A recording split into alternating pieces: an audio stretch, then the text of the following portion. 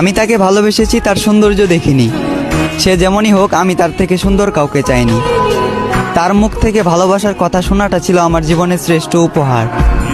আফসোস, এটা ছিল তার অভিনয়।